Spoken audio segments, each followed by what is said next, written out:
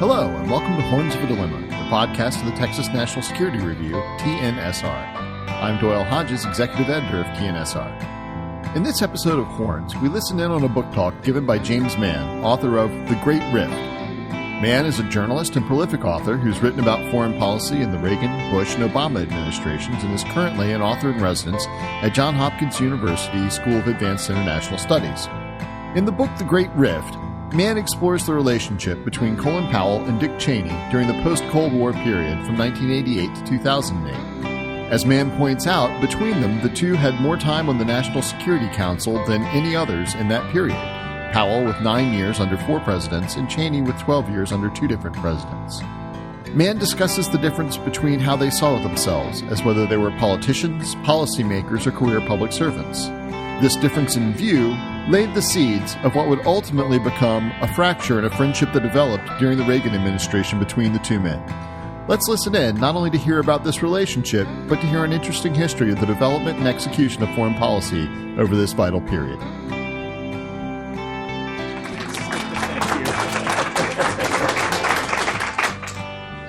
This new book, titled The Great Rift, is, in the first sense, on the relationship between two men, and it's also about the changing times in which they served.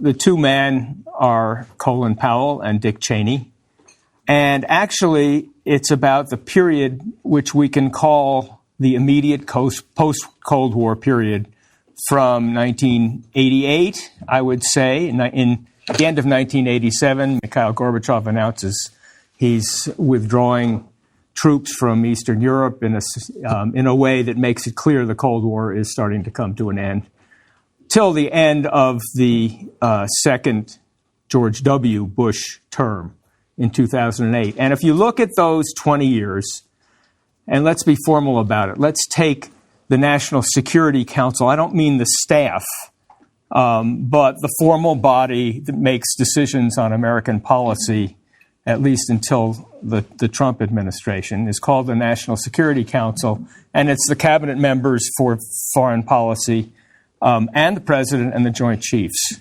And you look at who served there in that period. Well, there are two presidents, Bill Clinton and George W. Bush, who served 8 years. Two men who served longer. Colin Powell served for 9 years under 4 presidents. He was Ronald Reagan's last national security advisor, and then he was chairman of the Joint Chiefs, and he stayed on as chairman of the Joint Chiefs through the very early parts of the Clinton administration, and he came back as Secretary of State.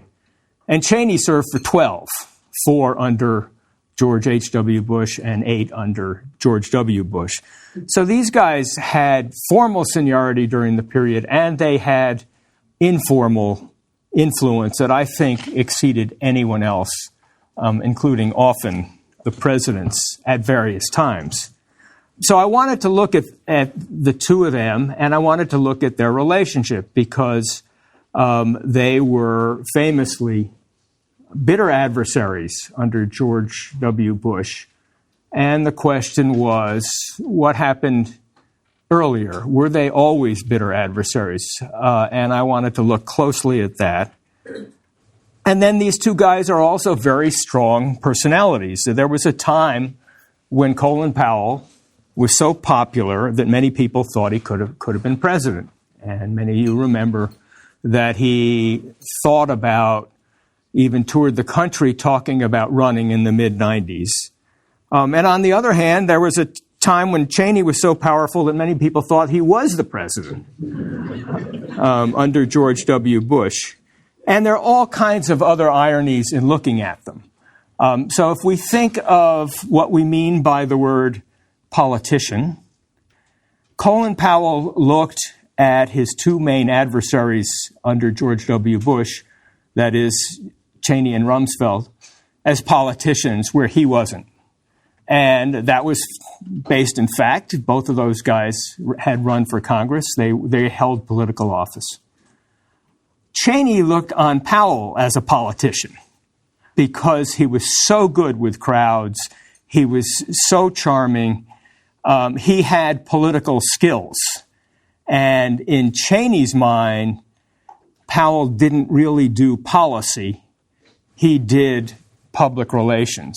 And there's a part of that Powell would have agreed. He didn't like to articulate policy. I had Powell tell me in an interview actually quite a ways back, I don't do think tanks. I don't do academic things. I'm a guy who figures out how to do things. Give me a task. Tell me how to take a hill, and I will take it. So Powell himself would have said, I agree, I'm not a policy person. And that became one of his problems. And the other thing that interested me was that these guys became the leading figures in the debates of the George W. Bush administration leading up to the war in Iraq. And to me, they symbolize the two different approaches that America could conceivably have taken at the end of the Cold War. One, Cheney definitely represented the Hawks' point of view that the Cold War was over and that the United States could, and to some extent should, use its power to reorder things. I mean, if the United States didn't like the existing arrangements in the Middle East and military pressure might help rearrange them, that was something one might conceive of doing.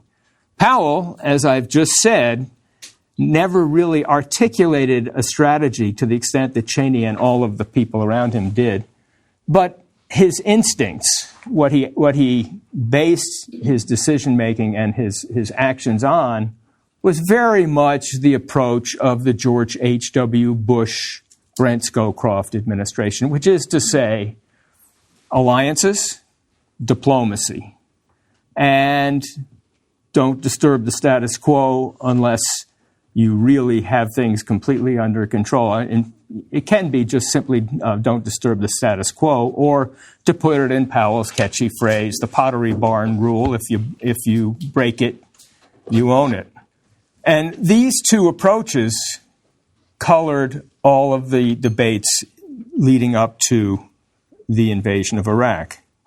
Now, to go back, the book doesn't cover just Iraq and not just the George W. Bush administration. It covers these two men and their careers and how they evolved going back to Vietnam and their different reactions to Vietnam.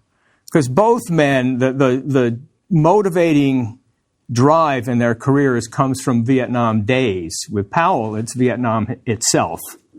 Powell put in two tours of duty in Vietnam and came away from that with a deep and open bitterness towards, his phrase was, the slide rule commandos in Washington. Slide rule commandos in Washington, I think, was a more elaborate name for Robert McNamara, the Secretary of Defense, who never quite understood what was going on the ground in Vietnam. And Powell spent much of his early career trying to come up with ideas for how to stop interventions like Vietnam.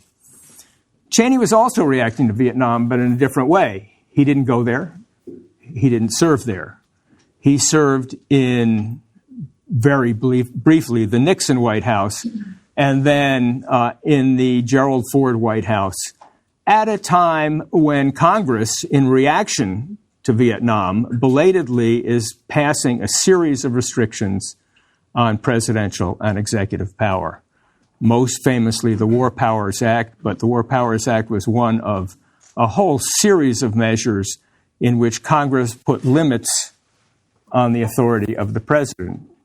And it was Cheney's responsibility to try and fend these off where he could, or to lessen their impact. And that became such a driving motivator for him. It lasted even later on when he's in Congress. People in Congress tend to support congressional power vis-a-vis the president, but not really Cheney. And he even uses the Iran-Contra scandal to write a whole minority report on the limits of presidential power. Now, the two men form a partnership in the late 80s. They meet for a nanosecond in about 86 when Powell is serving as a commander in Germany, brigade commander, and Cheney goes there on a congressional delegation. They meet each other, and they like each other. But a year later, Powell gets plucked from the military, made deputy national security advisor in the Reagan White House, and then not long afterwards, the following year, he becomes national security advisor. And national security advisors need some things from Congress, as many other executive branch officials do. And Powell found himself going to talk to Congress sometimes about clandestine business. There was a huge government program that needed lots of funding, and they needed to go to Congress to get help for it.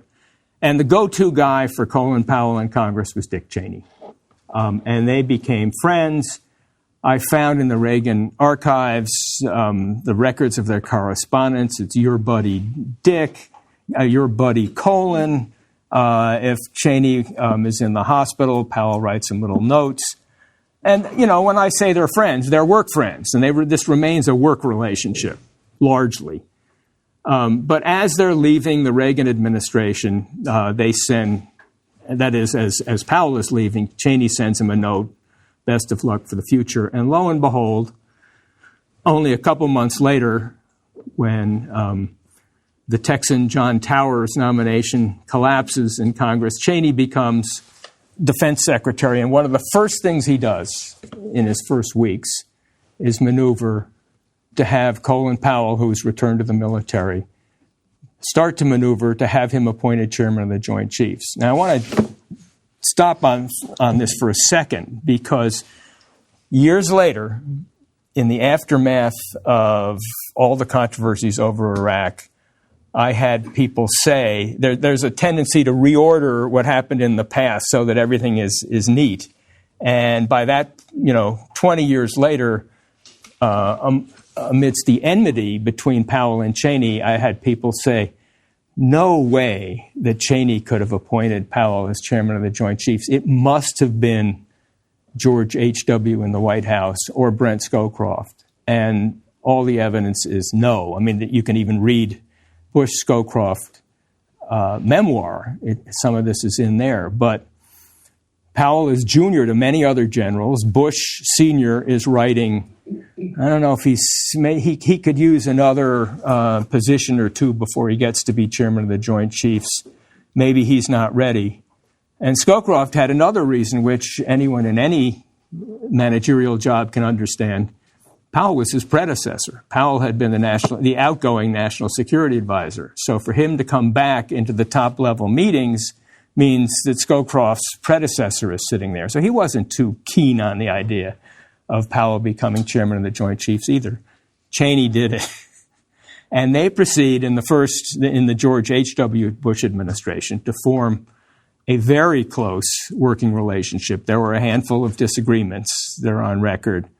But this was a buddy relationship where they spent time in each other's offices at night. They talked about things that were not defense-related, like in the 92 campaign. Are you sure Bush is okay? He doesn't seem right. Their impressions were right. He was sick.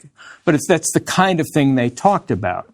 And they rode up Fifth Avenue together in the Victory Parade after the Gulf War. They really did. They prosecuted 2 wars together. They were the most successful, at least large-scale operations that the U.S. had fought in decades, Panama and the Gulf War. And in a way, Cheney helped create Powell as a public figure.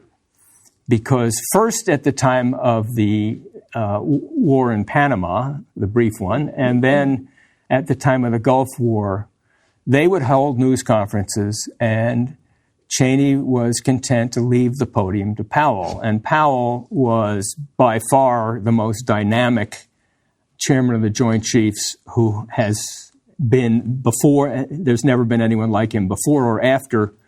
He also enjoyed some technical legal changes such that his own power internally as chairman of the Joint Chiefs was increased.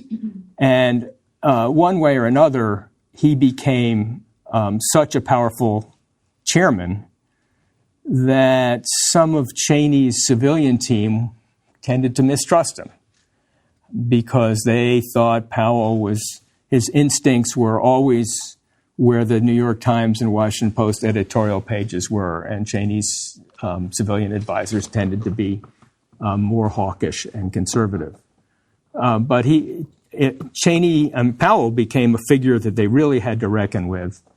And so as Cheney and Powell themselves are forming this close bond, meanwhile, there's a little bit of mistrust on the edges around with their staffs.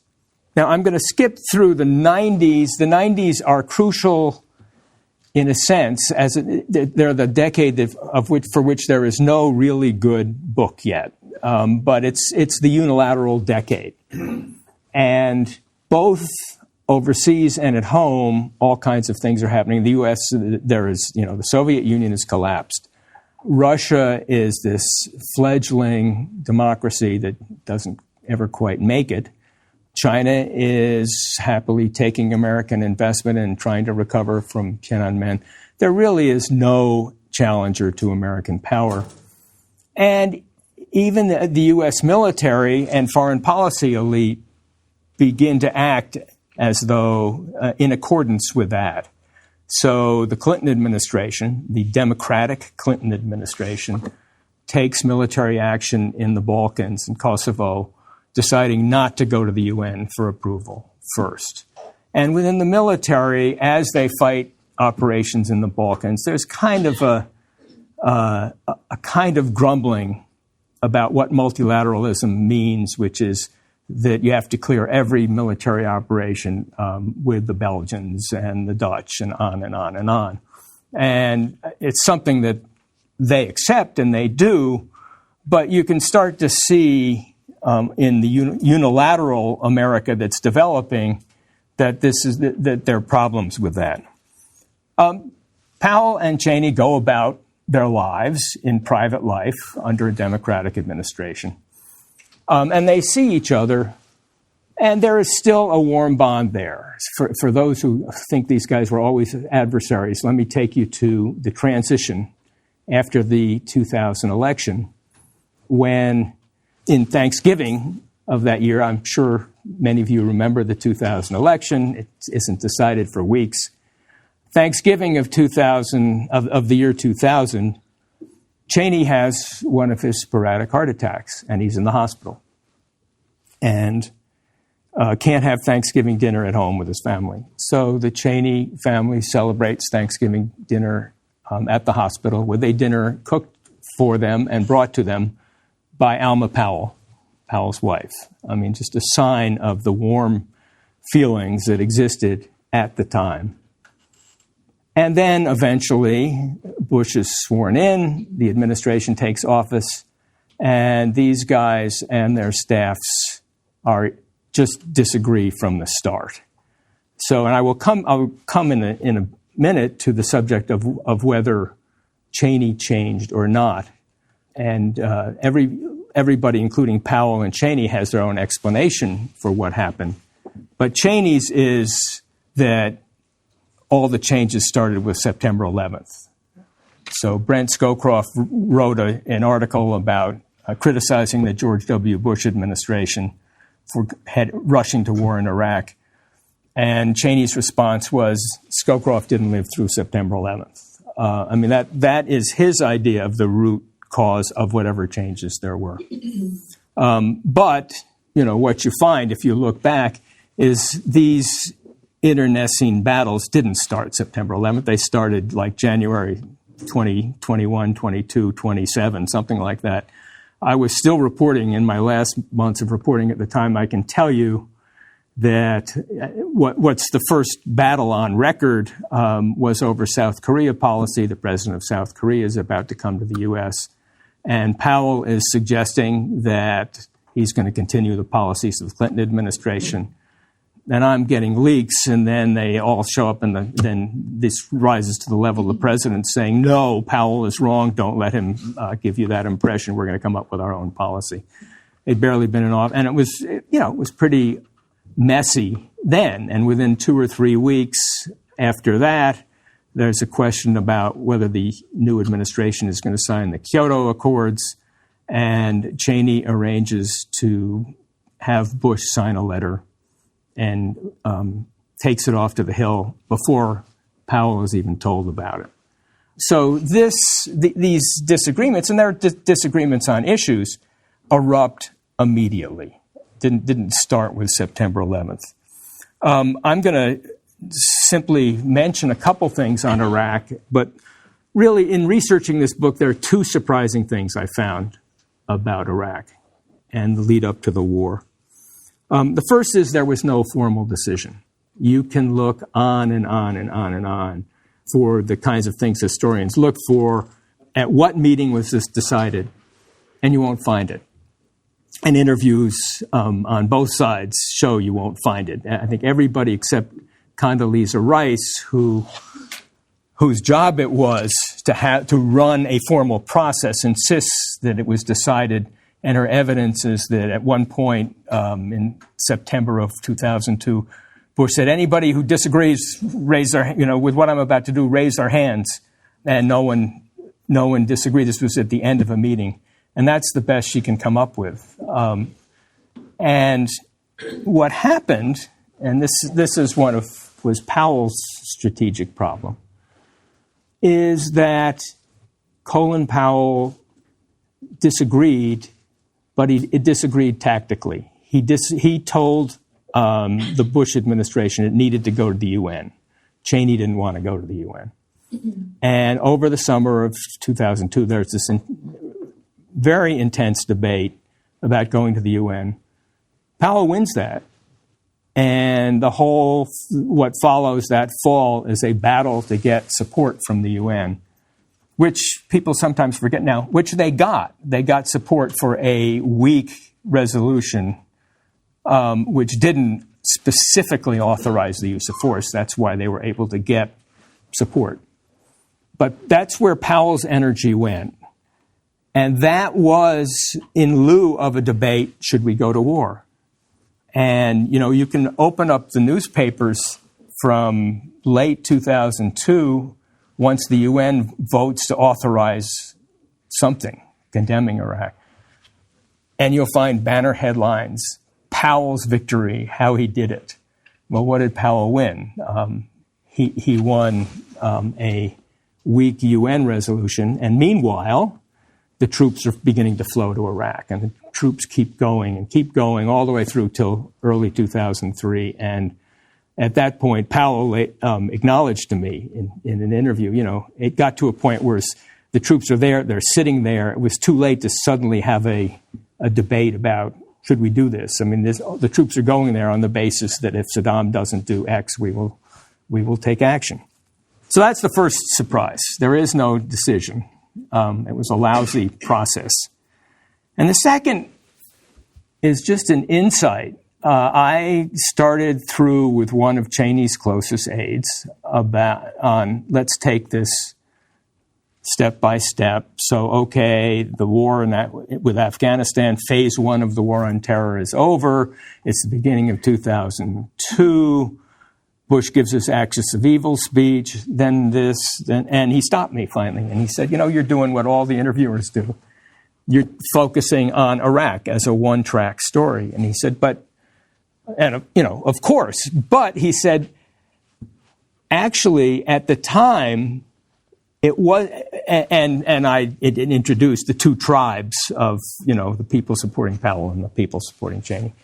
He said it wasn't a one-line story. We were fighting week in and week out at the top levels on 2 things. And the meetings would contain, nasty debates on Iraq and Israel and the Palestinians. And there were just as bitter debates over Israel and Palestinian policy during that period. And because these 2 were so fundamental to American policy, these 2 factions within the administration become tribes that really, really, day in and day out, don't like each other, snipe at each other. There are people who served actually in both administrations. Dennis Ross persuaded me George Bush Sr. would never have allowed this because Bush insisted on unity at all costs. There were reasons for that with the senior Bush. But one way or another, these internecine battles were constant all the way through in the Bush Jr. administration. And now let me come to the question of, did Cheney change? Because it's interesting to talk about with different ideas, because there are a lot of different theories, and there are people at the level of even Brent Scowcroft or Barbara Bush who insist that Cheney changed. And everybody knows, people tend to have a friend who knows some cardiologist whose other cardiologist told them that Cheney's heart attack changed him. Of course, he had 4 heart attacks, and they began in the 80s, so why the 4th one, I don't know. But there are a whole bunch of different theories, and I take these up one by one. And against Cheney's record, which was, Cheney was a hawk and a conservative throughout his career. There is the myth of what I call the myth of the moderate Cheney. And there are reasons for that I'll get to in a second. But his voting record was conservative. There's a funny moment while he's in Congress that the Washington Post calls him a moderate, as it tended to from time to time. And Cheney comes out and tells an aide, will you call the Washington Post and tell them I'm a conservative? Don't they ever look at my voting record? And this came up even at the time that Bush picked Cheney. There was a period there where where there was a lot of, he's too conservative, that's the wrong choice. He was what he was. Now, the question is, why did people think of Cheney as a moderate? Well, there are structural political reasons in the sense that Cheney served as Gerald Ford's White House chief of staff. Gerald Ford was challenged in the 70s by Ronald Reagan. Cheney was part of Ford's team, so kind of understandably, people saw him as on the Ford side, so therefore he's not a conservative.